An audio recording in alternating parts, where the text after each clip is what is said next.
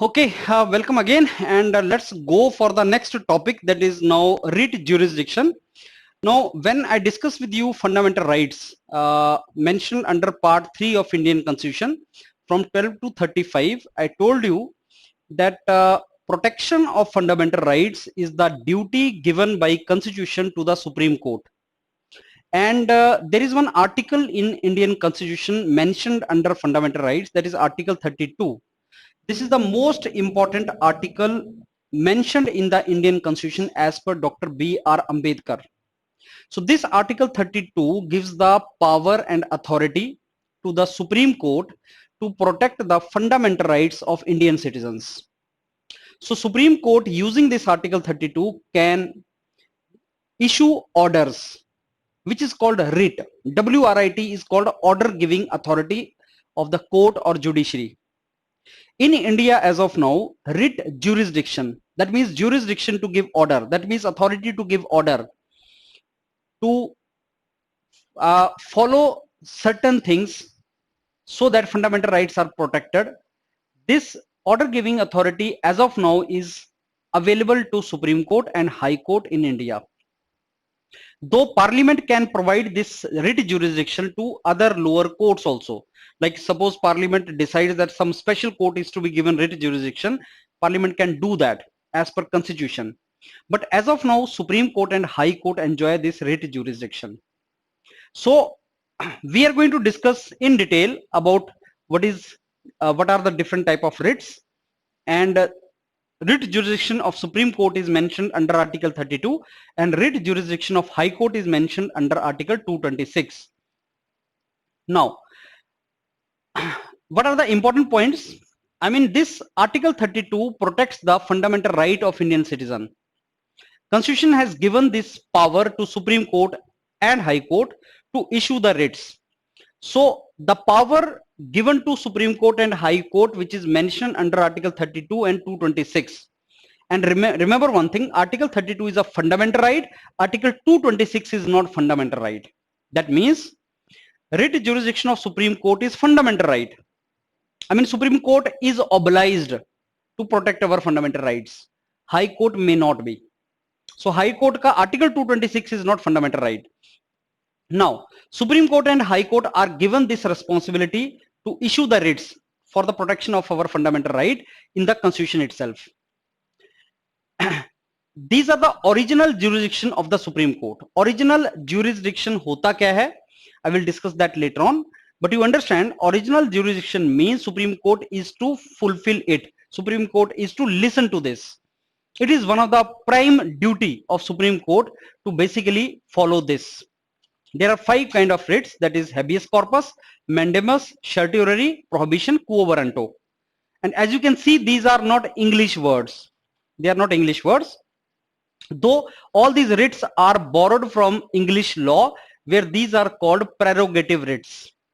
So this, all the writs which we have mentioned, they have taken from the English law, and in England, these are called prerogative writs. Now, what is right to constitutional remedy? You understand what is the remedy? Suppose I am having some trouble, then what is the solution of that? Suppose somebody is taking my fundamental rights. My fundamental rights are being violated. Government is encroaching upon my fundamental rights. Then whose responsibility it is to protect my fundamental rights? That is of Supreme Court. So Constitution has given us a remedy under Article 32. And what Constitution has said? Constitution has given this responsibility to Supreme Court. You know, I discussed with you in the previous class that we have some fundamental rights, and there are 6 categories. Now, these 6 categories of fundamental right to equality or right to freedom of expression, right to life or something, unless until these rights are protected, they have got no meaning. So who will protect our fundamental right? Supreme Court. Under which article this is mentioned? Article 32. And that is called right to constitutional remedy. The architect of Indian Constitution, Dr. Bhimrao Ambedkar, he said that Article 32, you can see heart is there. Article 32 is the heart and soul of Indian Constitution.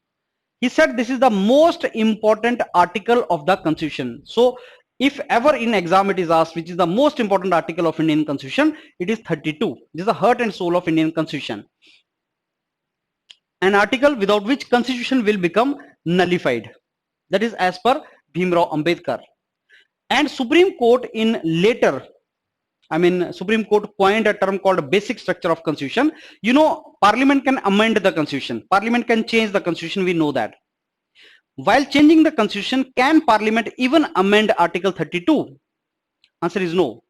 Article 32 is the basic structure of Constitution. That means Parliament cannot amend this. Some changes can be brought, but its a basic feature cannot be changed. So basic structure, this is a part of basic structure of the Constitution. It cannot be abrogated or taken away by amendment in the Parliament. So tomorrow if Parliament decides that Article 32 is to be abrogated, khatam kar dena, abolish kar dena, it cannot be done. Do you remember any article in fundamental right which was abrogated by Parliament? Yes, right to property. That was Article 31. Article 31 is no more there in fundamental rights. No, that has become Article 300A. That has become legal right. So can Article 32 be abrogated? Answer is no.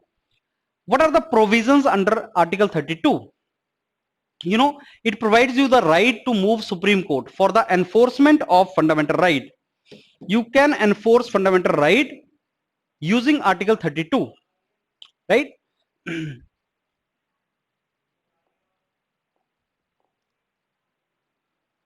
Okay, so you can move Supreme Court for enforcement of fundamental right, and Supreme Court under Article 32 has powers to issue the writs, orders or directions. Parliament can empower any other court other than Supreme Court and High Court also to issue the writs. Can Article 32 be suspended during national emergency? Answer is yes. It can be suspended during national emergency, which is mentioned under Article 352. Can you tell me which article cannot be suspended during national emergency?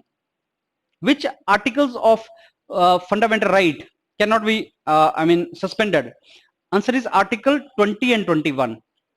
Article 20 and 21, right to life is 21, and protection in case of imprisonment or something, conviction of offense, that is Article 20.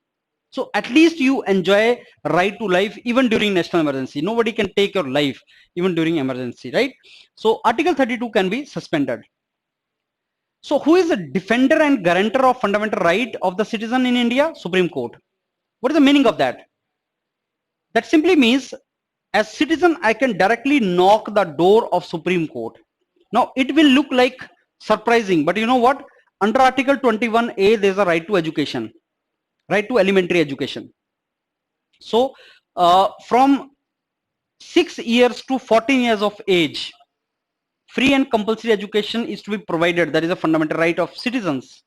Now suppose you are not getting that education, and suppose you knock the doors of Supreme Court, then this becomes the prerogative and responsibility of Supreme Court to ensure that you get that particular free and compulsory education that is there. So Article 32 is the original jurisdiction. This writ jurisdiction is the original jurisdiction of Supreme Court.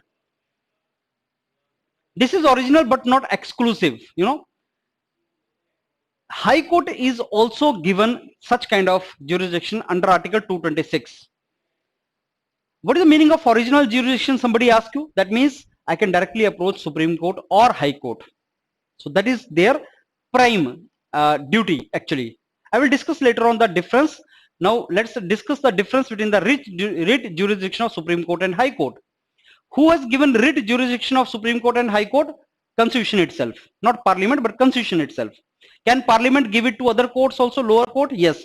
Can Parliament create a special court for writ jurisdiction? Yes. Under which article Supreme Court is given writ jurisdiction? 32. High Court 226. What is the difference as far as the writ jurisdiction is concerned for Supreme Court and High Court? Supreme Court can issue writ only for enforcement of fundamental right mentioned under Part 3 of Constitution from Article 12 to 35. Whereas High Court can issue the writs for even legal cases. So legal rights like right to property is not fundamental right. Right to property is a legal right.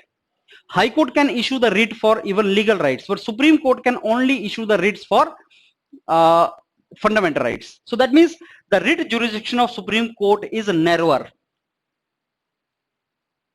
As far as the territorial jurisdiction is concerned, the Supreme Court can issue the writs for any case over entire India. The jurisdiction of Supreme Court is over entire India, whereas jurisdiction of High Court is only over particular state, like Punjab and Haryana High Court, Chandigarh, Punjab and Haryana only. Himachal Pradesh High Court, Shimla only. Delhi High Court, Delhi only. Delhi High Court not issue the writ jurisdiction for Bombay. You understand? That is how it is. So Article 32 is mentioned under Fundamental Right Part 3 of Constitution, and Supreme Court cannot deny issue of, so it has to be cannot. It has to be Supreme Court cannot deny the issue of writ jurisdiction, whereas Article 226 is not a fundamental right, hence High Court may even refuse to issue the writ jurisdiction. So what are the three differences as far as the writ jurisdiction of these two is concerned? What are the three differences? Number one, Supreme Court can issue writ only for fundamental right, so writ jurisdiction of Supreme Court is narrower. High Court can even issue for fundamental right as well as legal right. Territorial jurisdiction of Supreme Court is more. Article 32 is fundamental right. That means Supreme Court has to issue the writs if that situation arises. Now, what kind of writs we have? There are 5 kinds of writs, and you need to remember their names and the meaning of their names. Habeas corpus, mandamus, prohibition, certiorari, quo warranto. These are not English names, though they are taken from English law. What is habeas corpus? Corpus of the body. See this cartoon. Your Honor, my client has been detained at the airport. I am here to ask for his body back. अगर तुम illegal किसी को detain कर लेते हो, तुम means government, police, private आदमी, मैंने आपके दोस्त को पकड़ लिया, तो आप सुप्रीम कोर्ट जा सकते हो कि मेरे दोस्त को उन्होंने इलीगली डिटेन करके रखा हुआ है. सो habeas corpus, where is the body? It is a Latin term which means to have the body of. I want to have the body. I want to have the body of my friend. Habeas corpus. Corpus body, habeas. I want to have. It is issued by a court to a person who has detained another person to produce the body in front of court. Court will decide why detention is important. Hence, this habeas corpus is the bulwark of individual liberty.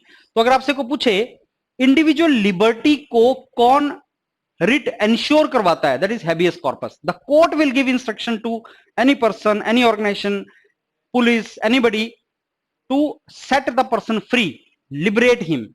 You cannot detain him. It can be issued against both public authority as well as private individual. You need to remember that. So habeas corpus can be issued against public as well as private individual. Writ on the other hand is not issued. Writ is not issued where detention is lawful. I mean, अगर आपने preventive detention किया है, preventive detention, police ने preventive detention लगा रखा है कि he is a person who is a threat to law and order or threat to safety or security. तो अगर पुलिस ने कुछ ऐसा लगा रखा है कि preventive detention करनी है, तो habeas corpus नहीं लगता. So it is not absolute. I mean, detain किया जा सकता है. Contempt of court में किसी को अगर आपने imprison कर रखा है, किसी कोर्ट ने ऑर्डर कर रखा है, या detention is outside the jurisdiction of the court, तो कोर्ट आपको इशू नहीं कर सकता. So obviously habeas corpus cannot be issued in all the situations. अगर कोई imprisoned है, उसको सजा हुई है, तो obviously उसको imprison होना पड़ेगा. You cannot set him free. You cannot say मेरे friend को जेल हो गई है, imprison करके रखा है, habeas corpus लगा देंगे. No, habeas corpus is not absolute. Court will also see before issuing this writ that that person can be set free or not. Mandamus. Mandamus simply means we command. It is the order of the court to the inferior court or public authority, telling the public authority to fulfill your duties. Why you are not doing your, we command, we order you to fulfill your obligation, your official work. You are supposed to do this. You are a municipal commissioner. You are supposed to do this. Why you are not doing this? You are sub-divisional officer. You are supposed to do it. You are a public official. You are a doctor. Why you are not doing this? So that means mandamus means we command. And who issues this? It is issued by Supreme Court, High Court to public official. Public is very important. It is not issued against private individual. To perform his official duties that he is not performing. It can be issued against any public body or corporation or inferior court or tribunal or government body. It can be issued against all these. It cannot be issued against private individual or these categories. It cannot be issued. So remember, mandamus can be issued only against public officials or government related bodies, not private individual. And why mandamus is issued? If you're not doing your public function or if you're not doing your duty properly, then you are supposed to do your duty. Prohibition होता है रोकना,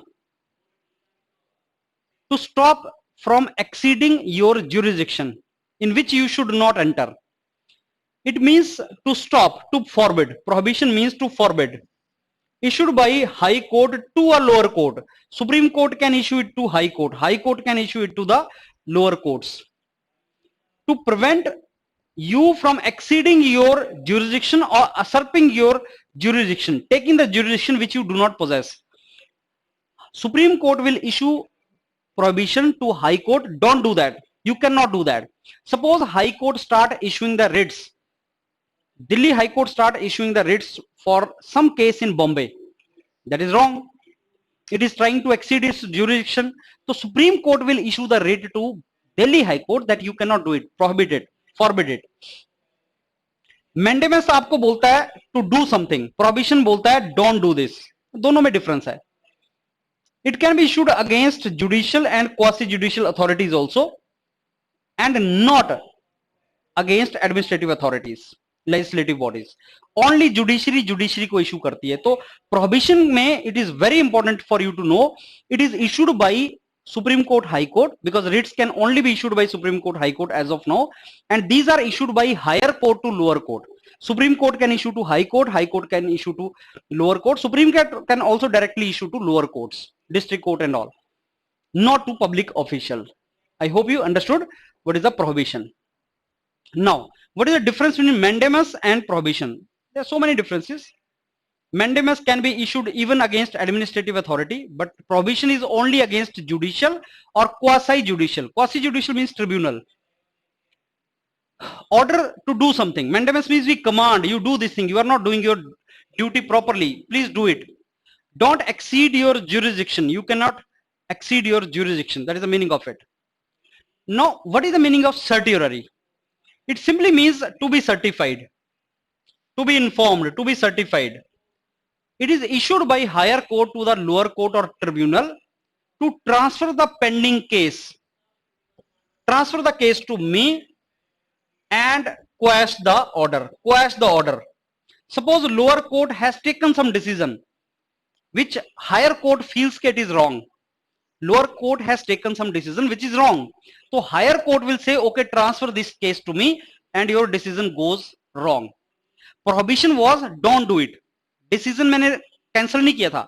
Prohibition में decision लिया ही नहीं था उसने. It was trying to take some case beyond its jurisdiction. लेकिन certiorari में you have already taken a decision. Lower court has already taken a decision which as per higher court is wrong. तो higher court आपको certiorari writ issue करेगा कि you should not do this and your decision is wrong. I quash it. I cancel it. Again, the reason is your jurisdiction, excess jurisdiction or error of law. You have taken wrong course of law. So prohibition is only preventive. I prevent you from doing this. Certiorari is curative also. I have quashed your decision also. मैंने आपका decision भी quash कर दिया. You know, certiorari earlier used to be issued only against judicial and quasi-judicial bodies like prohibition. But since 1991, Supreme Court ruled that certiorari can be issued even against administrative authorities. Right? So certiorari is not available against legislative bodies and these private individuals. So this is the difference between the prohibition and certiorari. So prohibition is to prohibit judicial bodies only. right? So this is what you have to see. Certiorari and prohibition में common क्या है? They are not available against legislative bodies or private individual. So let's now summarize. Prohibition, who issues to whom? Only against judicial and quasi-judicial bodies, not against administrative, not against legislative bodies, not against private individual. What about certiorari? Certiorari can be issued by judicial against judicial or quasi-judicial plus against administrative also, which prohibition cannot be done. But can it be used against legislative body or private? Answer is no. Even it cannot be used against administrative private individual or legislative bodies. Quo warranto. By what authority? It means by what authority? Quo warranto means you are questioning the warrant or authority. By what authority you are sitting in this chair, sitting in this public office? It is issued by Supreme Court, High Court to check or inquire into legality of your claim to a public office. How you are sitting in this public office? How you have become minister when you are not even MLA? Can MLA become minister? Without being MLA, can you become minister? Can I become minister directly? Yes, for 6 months, but within 6 months I need to contest election and become MP or MLA. So if you are not MP, MLA, how can you become the minister? So you cannot acquire the public office if you are not capable to do that. Writ is issued in case of, I mean, if you are not having your authority to sit in that particular office, right?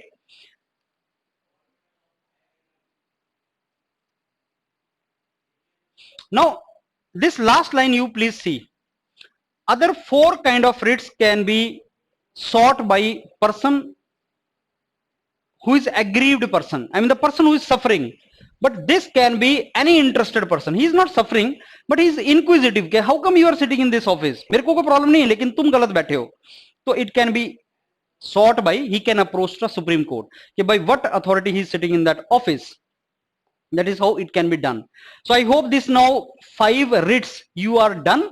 These are very, very important writs. As I told you, these are the 5: habeas corpus, mandamus, prohibition, certiorari, quo warranto. कौन issue करता है? Supreme Court, High Court. किसके against issue करता है? That is very important. Can they be issued against public office or not, private or not? That is important thing. Then what is the difference between the writ jurisdiction of Supreme Court, High Court? There are 3 differences I told you.